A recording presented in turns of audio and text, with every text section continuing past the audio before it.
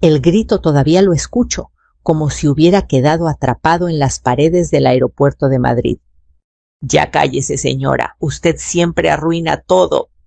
Paola tenía los ojos desorbitados, la respiración agitada y una furia que yo ya había visto.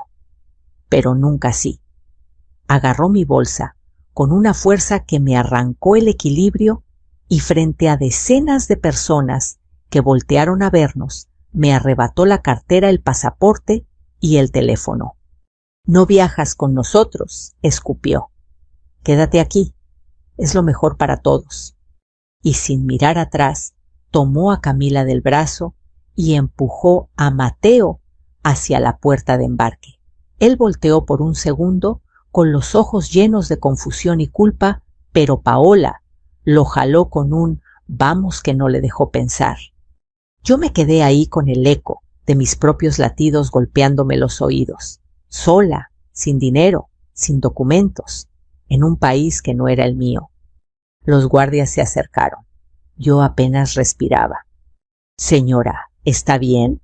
Necesitamos ver su identificación». Quise explicar, pero mi voz apenas salió. Mi nuera se llevó mis cosas. Ellos intercambiaron miradas. Noté uno de ellos llevarse la mano al radio. Mi corazón se aceleró. Empecé a temblar. Sentí como la vergüenza me quemaba la piel. Y entonces una voz profunda y firme, con acento mexicano, apareció detrás de mí. «Oficial, la señora está conmigo». Me giré confundida. Un hombre de unos 60 y tantos, elegante, de mirada serena, se acercó con paso seguro. «Soy Ernesto Beltrán», dijo mostrando un documento. Fui consejero cultural del consulado mexicano durante varios años. La señora es mi conocida. Yo me haré cargo. Los guardias cambiaron de actitud al ver la credencial diplomática. «Muy bien, señor Beltrán. ¿Se encargará de ayudarla a recuperar sus documentos?» «Por supuesto». Y así casi de la nada, o eso creí, al principio, un desconocido se convirtió en mi salvación. Cuando nos alejamos del bullicio, por fin pude respirar. «¿Por qué me ayudó?», pregunté con la voz temblorosa. Él me miró con una calma que me desarmó. «Porque nadie merece ser tratada como la trataron a usted», respondió. «Y porque ya he visto esto antes». Me ofreció sentarnos en una banca cerca de una cafetería dentro del aeropuerto. Yo aún no entendía nada. Mi cuerpo seguía en estado de shock. «Soy Lola Herrera», logré decir. «Mi nuera, ella...» «Lo vi todo», me interrumpió con suavidad. Vi cómo le arrebató la cartera, vi cómo la dejó atrás y vi el rostro de su hijo. No era indiferencia, era miedo. Sentí que el pecho se me apretaba. «Paola no siempre fue así», susurré, aunque ni yo estaba segura de creerlo. Ernesto ladeó la cabeza con interés sincero. «Cuénteme». No quería regresar al pasado. Pero a veces una historia solo puede contarse desde el principio. Yo crecí en Puebla, empecé. Trabajé toda mi vida, limpias de casas, cocina, fonditas, lo que fuera. Mi esposo murió joven. Mateo era mi único motor. Él asintió con respeto, no con lástima. Mi hijo estudió ingeniería en Ciudad de México. Vendí un pedacito de terreno para apoyarlo. Y cuando conoció a Paola, pensé que era buena muchacha, educada, segura, elegante. No imaginé que un día me vería como una estorbo. «¿Cuándo empezaron los problemas?», preguntó Ernesto. «Al inicio eran detalles», respondí. Comentarios burlones. «La suegra de pueblo. Usted no entiende estas cosas. Su comida es muy simple». Cosas pequeñas que duelen como piedritas en el zapato. Pero Mateo estaba enamorado. Yo no quería causar conflictos. Me detuve un momento. Últimamente, su comportamiento cambió más. Recibe llamadas a deshoras, se encierra para hablar, borra mensajes. Mateo la vio discutiendo por dinero pero ella lo convenció de que era un malentendido. Él quiere creerle. Ernesto entrecerró los ojos. Yo no lo sabía aún, pero ya estaba conectando puntos. ¿Su hijo vio algo más?, preguntó. Una vez encontró un mensaje de un tal Rivas, dije. Era algo como: te dije que el dinero faltante iba a traer problemas. Si no pagas esta semana, no podré frenarlos más. Paola se lo arrebató y le gritó que era privado, que él era un invasor. Mateo quedó paralizado. Ernesto apretó la mandíbula. Yo pude ver un rayo de comprensión en su mirada. Lola, dijo despacio, su nuera no solo es impulsiva, está metida en algo serio. Un escalofrío me recorrió la espalda. ¿Serio? ¿Cómo? Deudas, gente peligrosa, movimientos sospechosos. No quiero adelantármelo todo. Respiró hondo. Pero créame, dejarla en el aeropuerto no fue un arranque emocional. Fue una estrategia. Sentí que la realidad se desmoronaba bajo mis pies. Mi hijo, mi nieta, susurré. ¿Estarán en peligro? Por eso vine a usted, dijo Ernesto. No vine por casualidad. Al ver lo que pasó, envié un mensaje a un viejo colega en la embajada. Yo no solo soy un empresario mayor, como parecía en ese momento. Tengo contactos, años trabajando con asuntos legales y casos complicados de familias mexicanas en el extranjero. Me miró con una seriedad protectora. No voy a dejar que la mujer que abandonó a su suegra en un aeropuerto vuelva a lastimarla. Pero necesitamos actuar con cabeza fría. Yo lo escuchaba, pero mi cuerpo seguía congelado. La traición no venía del mundo, venía de mi propia familia. Ernesto se puso de pie. Vamos, la sacaré de aquí, con calma. ¿A dónde vamos? A un lugar seguro donde podrá descansar. Se inclinó un poco hacia mí. Mañana iremos a la embajada. Yo ya hablé con una persona de confianza ahí.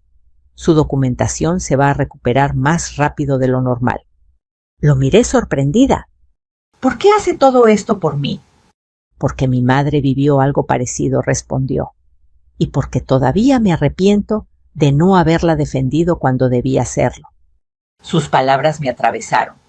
Sentí que un pedazo de dolor viejo, algo que llevaba años atorado, finalmente empezaba a aflojar. Él extendió su mano. Sígame, Lola, pero hágalo con valentía. Desde aquí, las cosas solo van hacia adelante. Respiré hondo, y por primera vez desde que Paola me dejó abandonada, di un paso firme.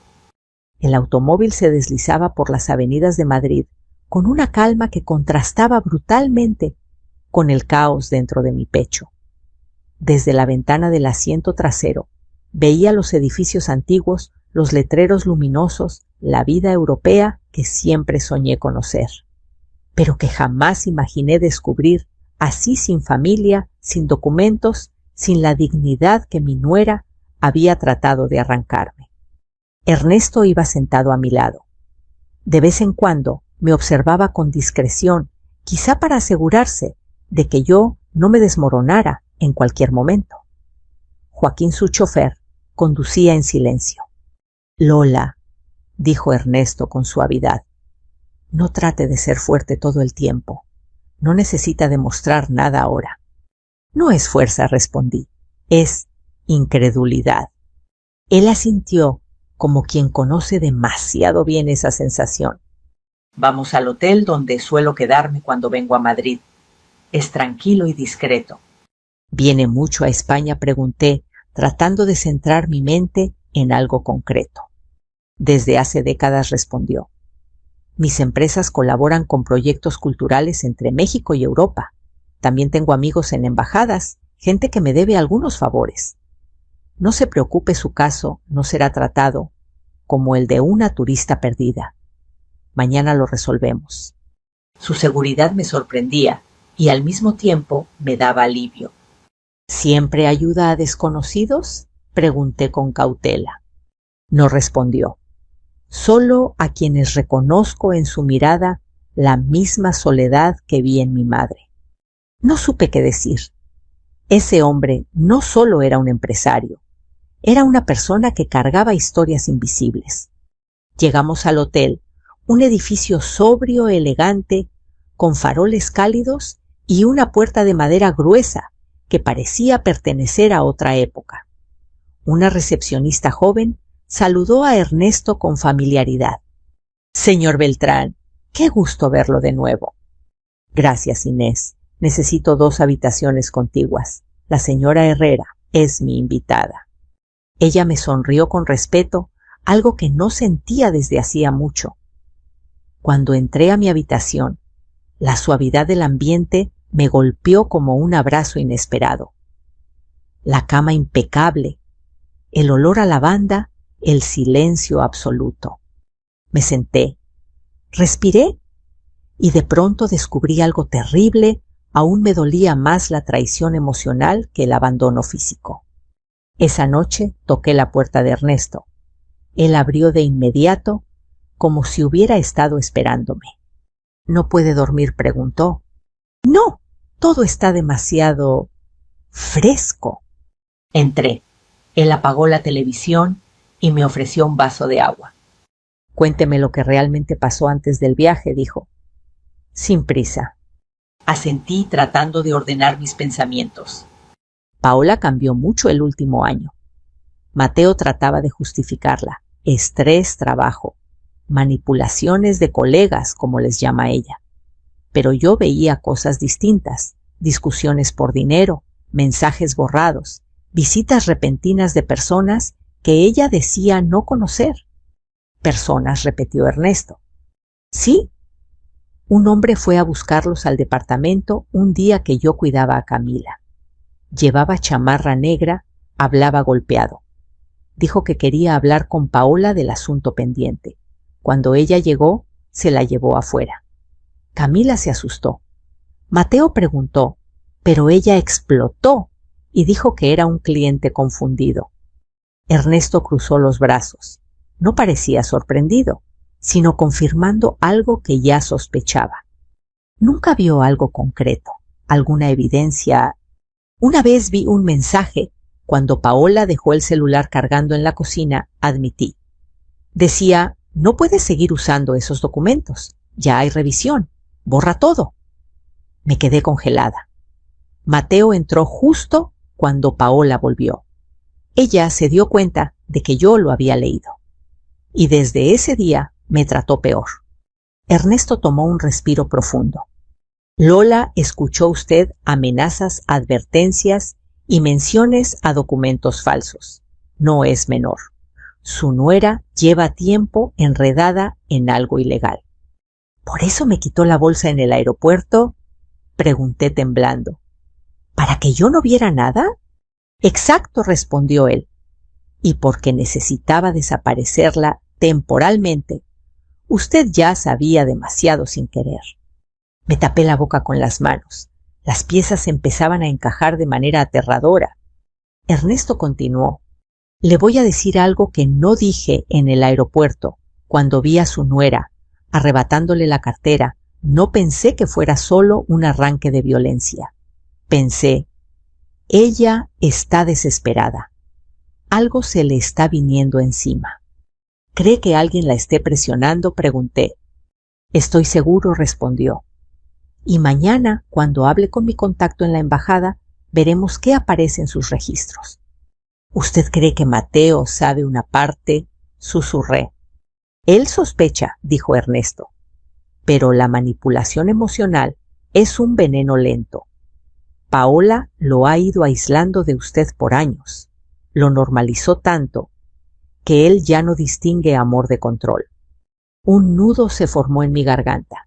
Yo lo había visto tantas veces, Mateo bajando la mirada, Mateo disculpándose por todo, Mateo justificando lo injustificable. Lola, continuó Ernesto, su hijo no es malo, está atrapado, la culpa lo silencia. Asentí, sí, esa era la palabra, silenciado. Ernesto se levantó y buscó una carpeta en su maletín. La dejó frente a mí. Aquí hay algo que necesita ver. Dentro había copias impresas de demandas contra Paola en 2 ciudades mexicanas. Una captura de pantalla de un mensaje de un número desconocido. Un recibo médico con un sello duplicado. Un reporte informal enviado por su contacto de la embajada, movimientos económicos inusuales. Me quedé muda. ¿Cómo obtuvo todo esto tan rápido? Llevo 30 años rodeado de gente que investiga, registra, analiza. Ernesto se encogió de hombros. Cuando uno trabaja con gobiernos y empresas, aprende a encontrar respuestas sin tener que golpearse la cabeza contra la pared. Lo miré, con respeto, con una gratitud que dolía. Gracias, susurré. Él negó. No me agradezca, aún falta lo más difícil. ¿Qué es? Que Mateo abra los ojos, respondió, y eso tomará tiempo. Antes de regresar a mi habitación, Ernesto agregó: Lola, recuerde esto, usted no es la mujer que Paola trató de borrar en ese aeropuerto. No es vulnerable, no es poca cosa. Usted es la clave para que su nieta esté a salvo. Y por primera vez, desde que empezó esta pesadilla, le creí. A la mañana siguiente, Madrid amaneció cubierta por una luz dorada que se filtraba entre las cortinas gruesas del hotel. Por un momento, mientras abría los ojos, olvidé que estaba al otro lado del océano, sola y sin familia. Pero la memoria volvió como un golpe, la imagen de Paola, arrebatándome mi cartera, el rostro confundido de Mateo, mis documentos desaparecidos. Toqué mi pecho. Seguía latiendo aunque dolía. Me levanté y bajé al comedor. Ernesto estaba ahí como si llevara horas despierto. Un café negro frente a él, una carpeta abierta, lentes en la punta de la nariz. Su postura era la de un hombre que había visto suficientes injusticias como para dejar otra sin atender. Buenos días, Lola, dijo. Tenemos un día importante. Algo nuevo, pregunté mientras servía café. Él cerró la carpeta con un gesto medido. Sí. Mi contacto en la embajada, un viejo colega que ahora dirige un área de documentación, revisó algunas cosas. Paola compró boletos a nombre de su hija y de Mateo, pero no a nombre suyo. Usted nunca estuvo incluida formalmente en ese viaje de regreso. Se me heló la sangre. ¿Qué significa? Significa que su abandono fue premeditado, explicó. No fue un arrebato, fue plan. Sentí un nudo crecer en la garganta. Ernesto colocó su mano sobre la mesa cerca de la mía. No para tocarme, sino para anclarme. Vamos a la embajada, dijo él. Quiero que recupere sus documentos hoy mismo. El camino fue silencioso, no porque no hubiera nada que decir, sino porque mi mente estaba demasiado llena. Al llegar, Ernesto fue recibido con respeto inmediato. No exagero, 2 funcionarios lo saludaron con un licenciado Beltrán, qué gusto verlo, como si fuera alguien de peso. En ese momento entendí que él no había presumido nada la noche anterior. Sus contactos eran reales. Su capacidad de ayuda también. En menos de una hora, mi reposición de documentos quedó en proceso acelerado.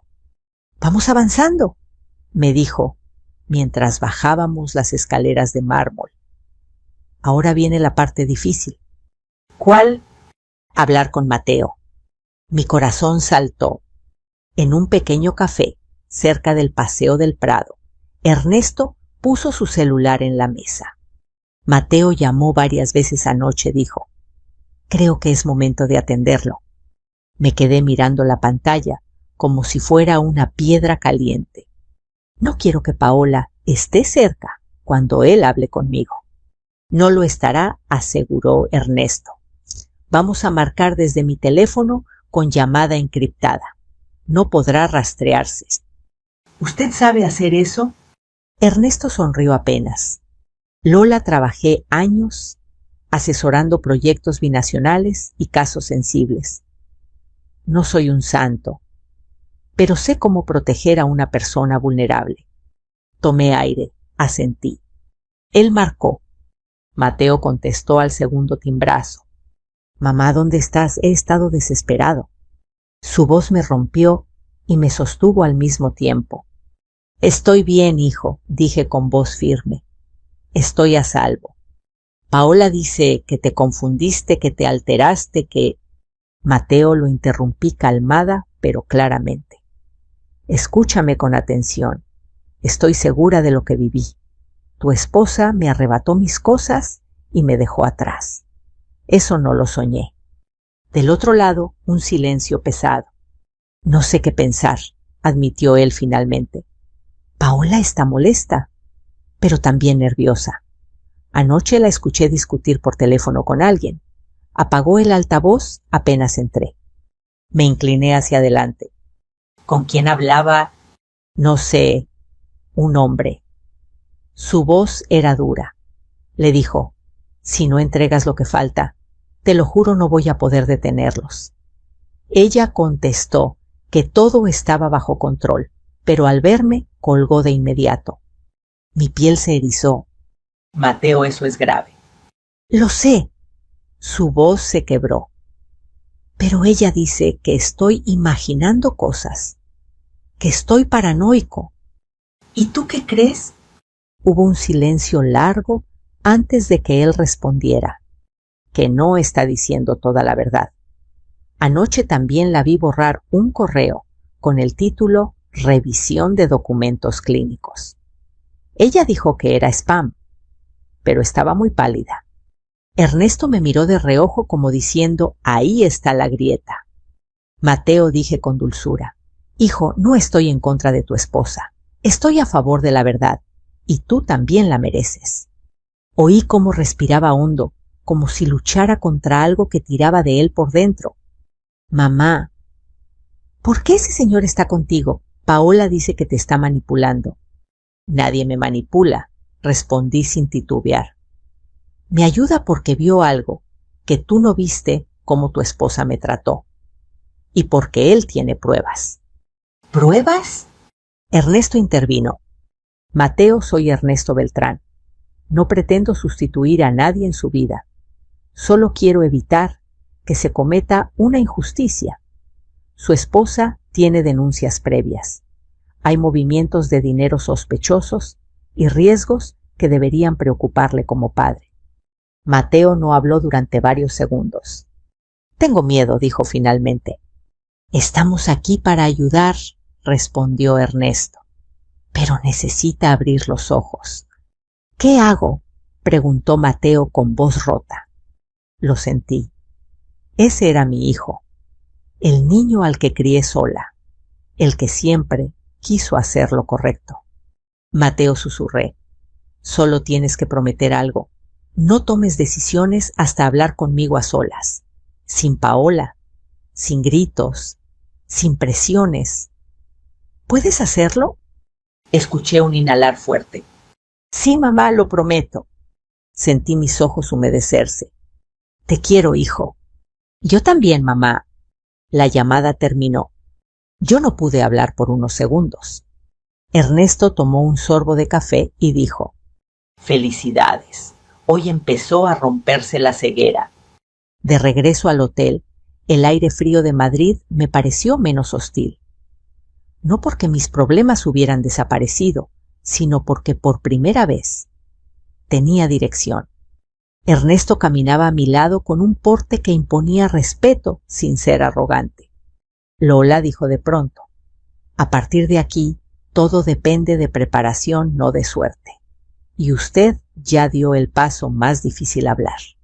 Me quedé mirando el cielo azul grisáceo. ¿Cree que estoy lista para lo que sigue? Está más lista de lo que cree, respondió con convicción. Y además, no estará sola. Me quedé en silencio. No necesitaba más palabras. Porque en ese momento, por primera vez, desde que Paola me arrancó la vida de las manos en ese aeropuerto, sentí que la estaba recuperando. Después de la llamada con Mateo, Sentí que el aire volvía a entrar en mis pulmones por primera vez desde que Paola me abandonó en el aeropuerto. No era alivio total, pero sí una grieta por donde respiraba esperanza. Ernesto, sentado frente a mí, cerró su carpeta y dijo: «Ha llegado el momento de revisar todo lo que sabemos y lo que falta por saber». Asentí. Sabía que la verdad podía doler, pero más dolía vivir sin ella. Regresamos al hotel para trabajar en el salón pequeño del primer piso. Las paredes de madera y las lámparas cálidas daban sensación de refugio. Sobre la mesa, Ernesto extendió varios documentos que había reunido con ayuda de sus contactos. «Esto es lo que tenemos hasta ahora», explicó. «Y Lola, necesito que respire antes de verlo». Tragué saliva, asentí. Él comenzó. Número 1, 2 denuncias por fraude en clínicas privadas, ambas cerradas por falta de pruebas, pero mi contacto en el Ministerio de Sanidad sugiere que alguien intervino para borrarlas. ¿Borrarlas?, pregunté. «Moverlas a una carpeta inactiva», respondió. «Técnica común cuando alguien paga lo suficiente o tiene aliados dentro». Me dolió pensar que Paola tenía ese nivel de doble vida. Número 2. Un paciente denunció la pérdida de 15,000 pesos por un tratamiento dental que nunca recibió. Paola recibió el anticipo, pero desapareció por semanas. Luego alegó problemas familiares. Recordé cuando ella se fue de la casa 3 días por estrés. En realidad, quizá estaba huyendo de un reclamo. Número 3, continuó Ernesto. Un registro informal de un investigador privado muestra mensajes con un contacto llamado Rivas. Amenazas claras. Aquí están los más recientes. Me pasó 2 hojas impresas. El primero decía: «No puedes seguir usando esos documentos. Ya te advertí. Te quedan días». El segundo: «Si tu suegra habla, estamos perdidos. Controla a esa vieja». Me cubrí la boca con las manos. El veneno de esas letras me desgarró. «¿Ese mensaje es real?», pregunté temblando. «Es una captura registrada la noche antes del viaje», respondió Ernesto. La subestimó Lola. No imaginó que usted vería cosas que no debía ver. Mis ojos se llenaron de lágrimas, no por tristeza, sino por una rabia triste y silenciosa. «Hay más», dijo él con cuidado. «¿Quieres seguir?». Respiré hondo. Sí. Número 4. Movimientos económicos irregulares en la tarjeta de Paola. Retiros en efectivo en zonas de alto riesgo de la Ciudad de México y depósitos pequeños de cuentas que no coinciden con ingresos de una enfermera dental. Entonces, me froté el pecho. Ella está metida en algo grande, ¿verdad? Está metida en algo peligroso, corrigió él. Me quedé callada. Ese silencio fue la primera vez que acepté la realidad sin excusas.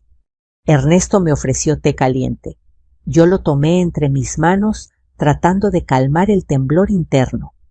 Lola dijo con amabilidad: «Nada de esto es su culpa». Pero no pude evitar sentirlo. Yo pensé que Paola solo era arrogante, mala conmigo. Pero esto es otra cosa. Es una mujer que ha cruzado demasiadas líneas, explicó. Y cuando alguien vive así, cualquier testigo se vuelve una amenaza. Usted se volvió eso para ella. Me estremecí. Por eso me dejó, susurré. No para humillarme, sino para silenciarme.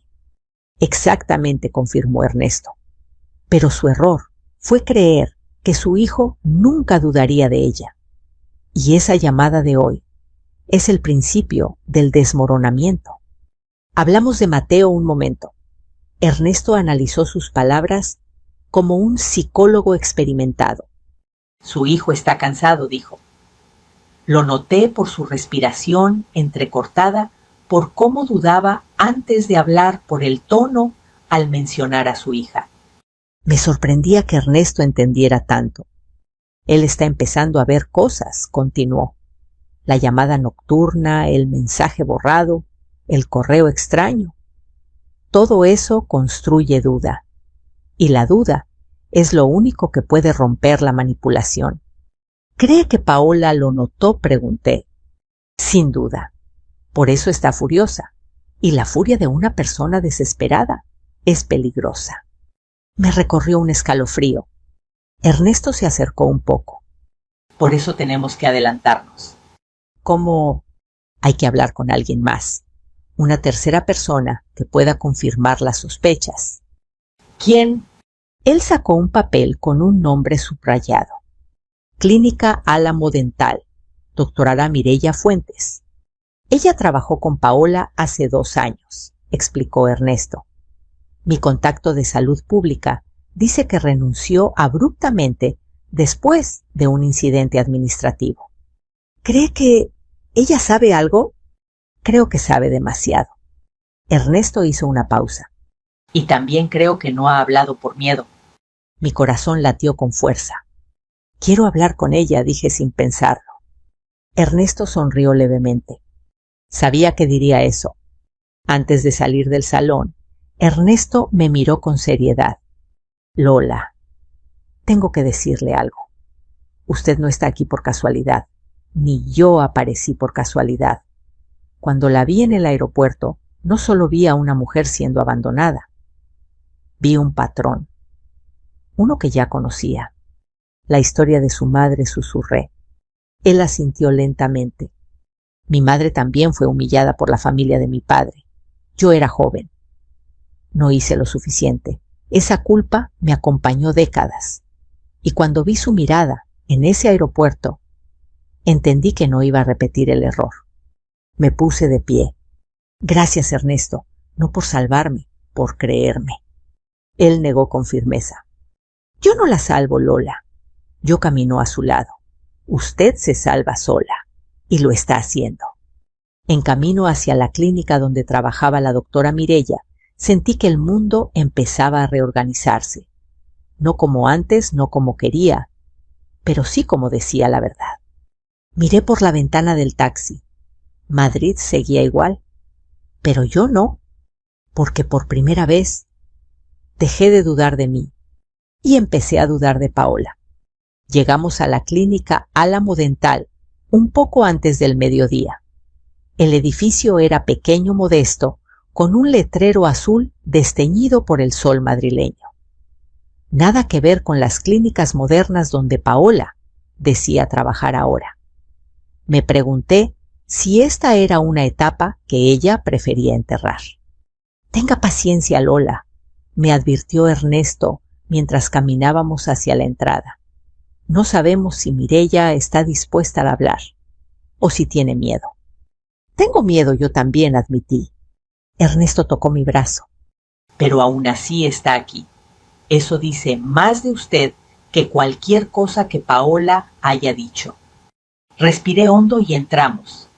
La recepcionista levantó la mirada un poco sorprendida por la presencia de Ernesto tan alto y elegante en ese entorno tan modesto.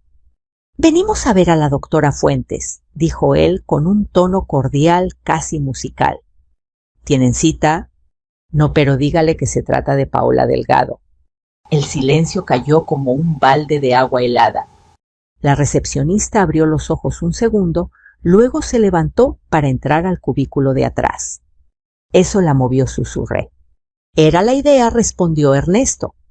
A los pocos minutos, una mujer de unos 40 y tantos salió del pasillo. Morena, pelo recogido, mirada cansada. Y apenas vio mi rostro, frunció el ceño como si hubiera reconocido un eco de algo que prefería olvidar. —¿Usted es la suegra? —preguntó con voz baja. Asentí. —Sí, soy Lola. Ella respiró profundamente. —Pase, pero rápido antes de que llegue el primer paciente. El consultorio olía a cloro y eucalipto. Mireya cerró la puerta, echó el seguro y se apoyó en el escritorio. —¿Qué quieren saber? Preguntó sin rodeos. Ernesto tomó la palabra. Todo lo que Paola hizo aquí. Todo lo que vio. Todo lo que la hizo renunciar de un día para otro. Mireya apretó la mandíbula. Sabía que tarde o temprano alguien vendría. Ella hace años cruzó líneas que ninguna profesional debería cruzar. Me sudaban las manos. Doctora, por favor, Mateo es mi único hijo. Yo no sé en qué está metida Paola, solo quiero la verdad. Ese fue el quiebre. Ella se sentó y abrió un cajón donde guardaba una carpeta café llena de papeles doblados, notas y copias. Yo guardé esto, dijo con un suspiro, porque sabía que algún día lo necesitaría. Paola era inteligente trabajadora, pero ambiciosa de una manera enfermiza. Siempre quería más dinero, más poder, más reconocimiento, y no le importaba cómo conseguirlo. Sacó la primera hoja un formulario de seguro dental. Esto, explicó, es falsificación. Ella presentó tratamientos no realizados para cobrar reembolsos. Ernesto revisó la hoja. ¿Cuántas veces? 6. Y una séptima que casi la descubre la aseguradora. Me quedé helada. Pero eso es fraude. ¿Cómo no la denunciaron? Porque lloró. Dijo que necesitaba el dinero para cuidar a su suegra enferma. Mireya me miró con un gesto incómodo. Lo siento, señora Lola. Sentí un nudo en la garganta. Paola había usado mi nombre, mis dolores, mi imagen. Ese fue solo el inicio, continuó Mireya. Alguien empezó a venir a buscarla. ¿Quién? Pregunté. Ella tragó saliva. Un tipo alto, tatuado en el cuello. Nunca dijo su nombre. Venía cada 2 semanas. A veces Paola salía a hablar con él afuera. A veces discutían. Una vez, él la empujó contra la pared del pasillo. Mi corazón latió con violencia. ¿Ella le debía dinero?, pregunté. Yo creo que sí. Porque todo terminó cuando llegó esto. Sacó un sobre arrugado. Dentro había una foto borrosa, Paola, recibiendo un paquete pequeño del hombre tatuado. Y detrás, garabateado con pluma, la próxima vez no habrá trato. Mis manos temblaban. Ernesto la miró fijamente. ¿Por qué renunció, doctora? Mireya tomó aire, como si la respuesta la ahogara cada vez. Porque un día, Paola usó mi número colegiado para firmar un consentimiento clínico, un procedimiento que yo no había autorizado. Eso es delito. Pude ir a la cárcel. ¿Ella lo admitió?, pregunté. No. Sonrió como si no fuera nada. Me dijo, si dices algo, nos hundimos las dos. Ese día supe que estaba perdida. Renuncié, pero guardé todo esto. Golpeó suavemente la carpeta, porque no quise dejar que ella siguiera dañando a más gente. Silencio. Denso. Cargado. Ernesto rompió la quietud. Doctora Fuentes, ¿estaría dispuesta a testificar si fuera necesario? Ella tragó saliva. No lo sé. Paola me da miedo. Pero si es para proteger a su hijo, miró a Lola con compasión, lo consideraría. Me acerqué y tomé su mano. Gracias. Usted no sabe lo que significa. Ella negó con la cabeza. Lo sé. Yo también tengo un hijo. Y si alguien jugara así conmigo, también buscaría respuestas. Al salir de la clínica, yo no hablaba.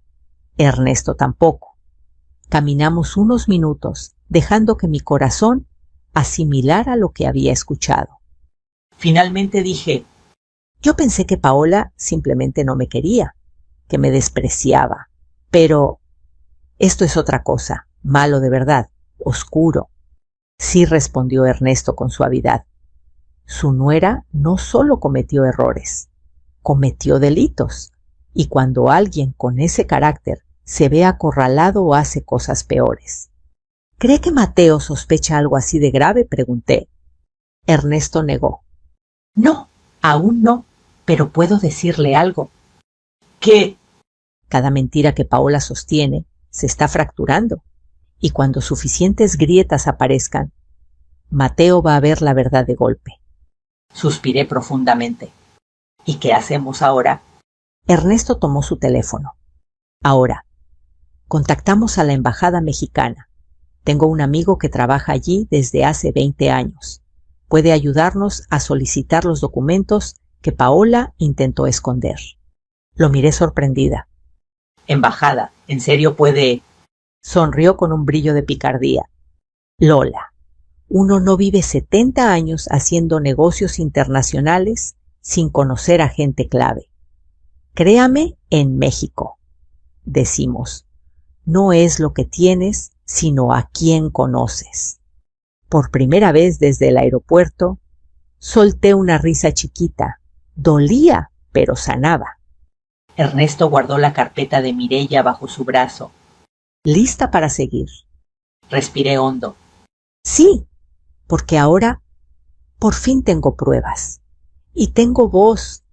Esa tarde regresamos al hotel exhaustos, pero con la primera pieza sólida de un rompecabezas que por años yo me había negado a ver. La carpeta de Mireya pesaba como un ladrillo en las manos de Ernesto. Era extraño. Durante toda mi vida pensé que la verdad dolía, pero ese día descubrí que la mentira sostenida demasiado tiempo duele más. Llegamos a la habitación. Apenas cerré la puerta, mi teléfono empezó a vibrar sin parar. Mateo. ¿Otra vez? El corazón me pegó un salto. Contéstele, dijo Ernesto muy quedo. Algo pasó. Lo tomé. Respiré hondo. Deslicé para contestar. Hijo. Pero no me dejó terminar. Mamá, necesito que me escuches, dijo Mateo con un tono que nunca había oído en él. Ni en su adolescencia, ni en sus momentos de estrés. Algo no está bien. Algo raro pasó hoy. Ernesto me hizo un gesto que decía, vas bien, mantente firme. ¿Qué pasó?, pregunté suavemente. Mateo respiró hondo, tembloroso. Paola tuvo una crisis. Gritó, tiró mi celular al piso, lo rompió. Me dijo que tú me estabas envenenando, que querías destruir nuestro matrimonio. Mi cuerpo se heló. ¿Y tú qué hiciste?, susurré. Intenté calmarla. Pero entonces su voz se quebró, encontré algo. Sentí como mi estómago se caía al vacío. ¿Qué encontraste, hijo?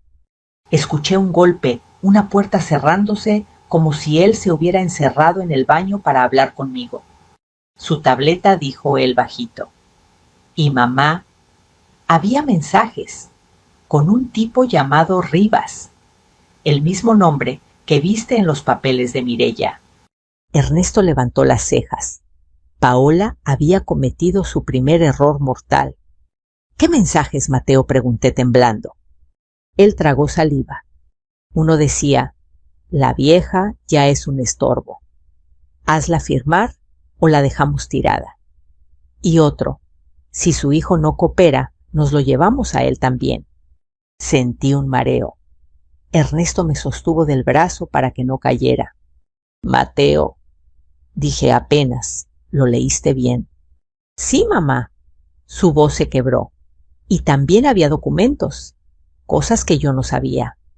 Préstamos a tu nombre, una supuesta autorización para vender tu casa y una copia de tu firma. Pero no es tu letra, mamá. No es tu letra. Una lágrima caliente me corrió por la mejilla.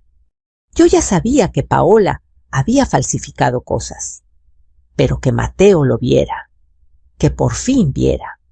Era como si un candado viejo por fin cediera. Mamá, susurró él. ¿Paola te hizo daño? ¿Ella te dejó en el aeropuerto? Silencio.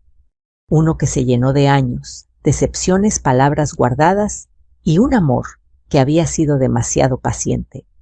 Sí, hijo, me dejó. Y no por accidente. Me quitó la cartera, me empujó, me gritó cosas que no puedo repetir y canceló mi vuelo antes de que yo siquiera entrara al aeropuerto. Mateo soltó un sollozo ahogado cargado de dolor. No, dijo, no puedo creer, no puedo. Hijo, susurré, yo te perdono por no haberlo visto. Todos vemos lo que queremos ver y tú querías un hogar. Querías creer en Paola. Pero le creí a ella antes que a ti, dijo con voz rota.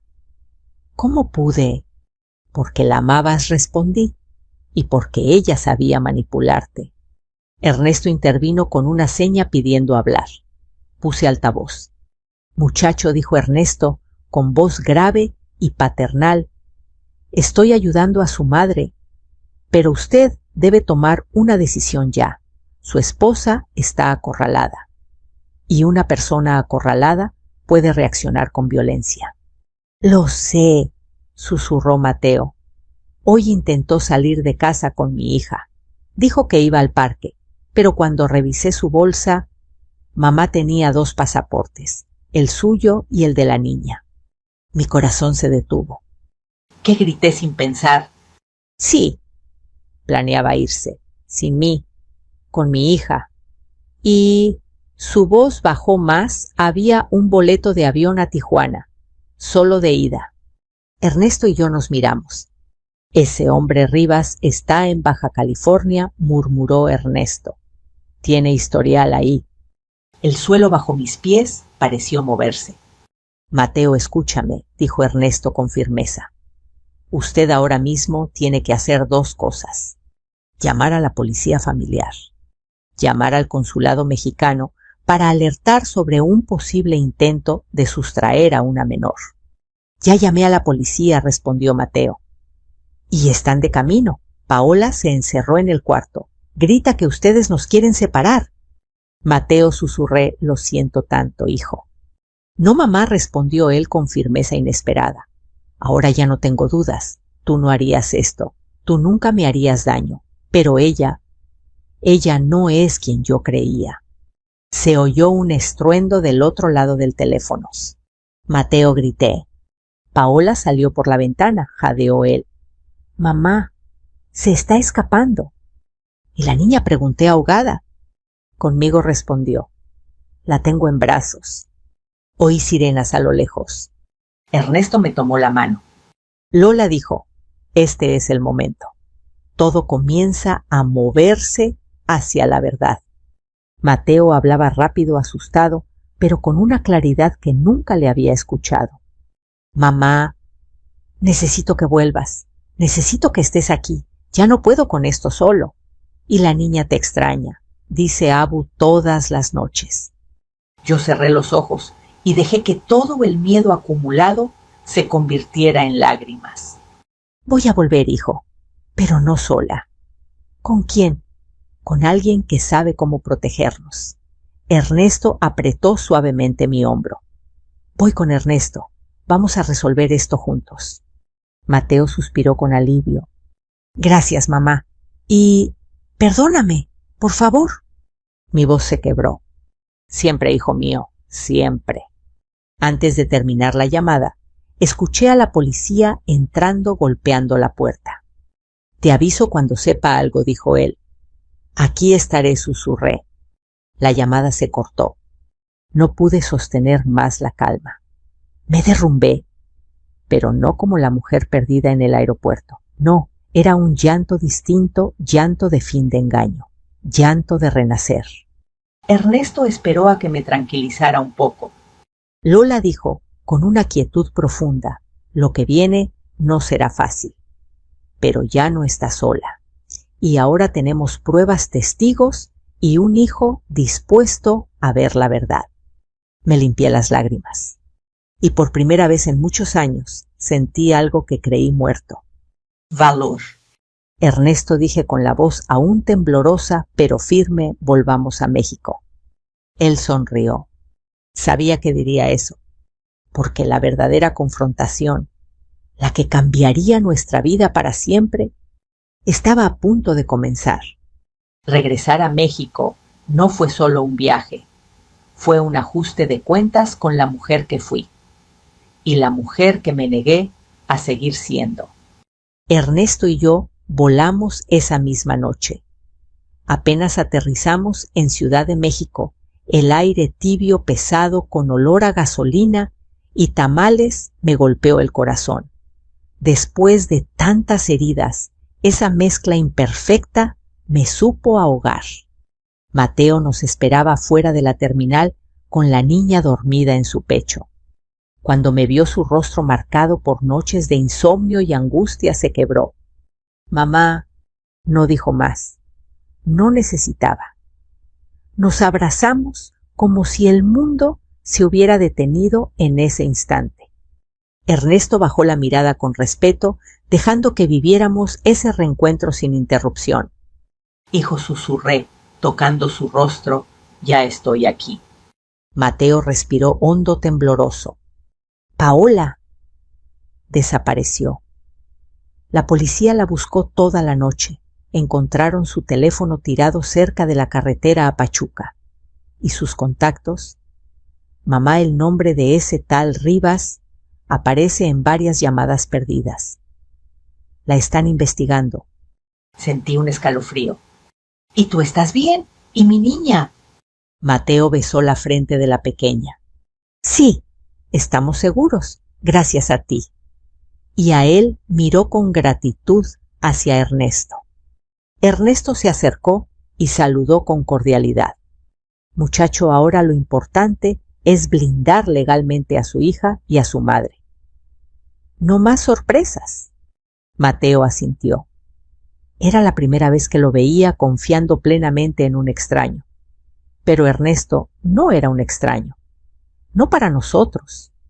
Esa tarde fuimos directamente al despacho del licenciado Campos, un abogado alto con gafas gruesas y un tono que inspiraba confianza.